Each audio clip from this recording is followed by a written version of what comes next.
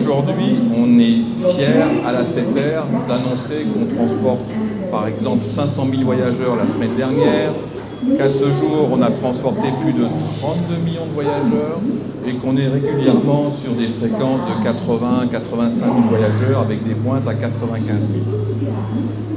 On en aurait rêvé. On l'a fait et on l'a su. À présent, il faut arriver à expliquer aux gens que prendre le TER, bien sûr c'est pratique, bien sûr c'est pas cher, bien sûr ça permet de gagner du temps, d'être transporté en sécurité, dans du confort, de pouvoir être à l'heure le matin au travail, de rentrer à l'heure le soir.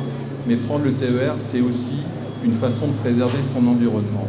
C'est la raison pour laquelle on a souhaité faire installer ce panneau qui sensibilise les générations et les générations futures à l'apport en termes d'économie, d'énergie, d'impact sur la planète qui est fait grâce à l'efficacité du TER. Le TER, grosso modo, ça pollue 10 fois moins qu'une voiture. Si vous faites un voyage entre Dakar et Rufisque en voiture, vous allez impacter notre environnement environ 10 fois plus qu'en TER. Donc le TER, qui est un transport de masse, a un impact positif absolument considérable sur la planète et sur les habitants de la presqu'île du Cap-Vert et de la ville de Dakar et de toutes ses banlieues. Ce panneau indique deux choses. La première, c'est le nombre de tonnes équivalent CO2 économisées, je viens d'en parler. Et la deuxième chose, c'est le nombre de voyageurs. J'ai souhaité que ce soit en direct live, que ce soit vraiment en direct live. Chaque fois que quelqu'un monte dans le train, cling, cling, vous allez voir le petit compteur, il tourne. Au niveau du CO2, c'est la même chose. Il n'y a pas, à ma connaissance, d'équivalent sur le continent, ou en tout cas en Afrique subsaharienne. Je n'ai pas vu de système de mass transit qui, en toute transparence, expose ainsi ces chiffres sans chercher à les changer. C'est la stricte réalité, qu'elle soit bonne, qu'elle soit pas bonne, c'est la stricte réalité, tant au niveau des gains sur l'environnement que du nombre de voyageurs.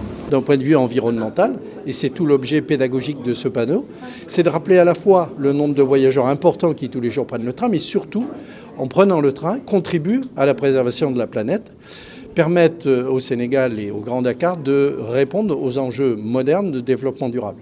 Et la mobilité et le développement durable vont ensemble. Ce n'est pas parce qu'on bouge moins qu'on préserve mieux la planète. Il faut donc pouvoir avoir des solutions de transport et de mobilité qui sont efficaces en termes de train, de confort, de sécurité, ce qui est le cas avec le TER, et qui en même temps permettent de répondre aux objectifs de sauvegarde de la planète et donc de protection de l'environnement. Bon, on l'apprécie parce que ça permet d'être transparent.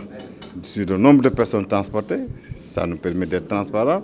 Ça nous permet aussi de regarder les gains que nous avons sur l'environnement. Donc c'est vraiment un sujet de transparence. C'est la transparence totale. C'est ça, parce que c'est un tableau qui est là-bas. Les gens qui passent, ils peuvent se renseigner sur le nombre de personnes transportées. Vous n'avez même plus besoin de vous déplacer pour interroger les gens. Vous avez le nombre de personnes transportées et sur la base de ça, sur le prix moyen, parce que chaque personne transportée nous rapporte 850 francs. En moyenne, vous allez savoir qu'est-ce que le TER rapporte en termes financiers. Et c'est extrêmement important, c'est la transparence totale. Donc le TER se montre à hauteur de sa responsabilité sur l'environnement en termes d'empreinte carbone. Il ressort en effet des documents de la BAD que le train express régional permet d'économiser près de 8 440 tonnes de CO2 par an, soit 367 600 tonnes de CO2 sur une durée de 40 ans uniquement par l'effet modal.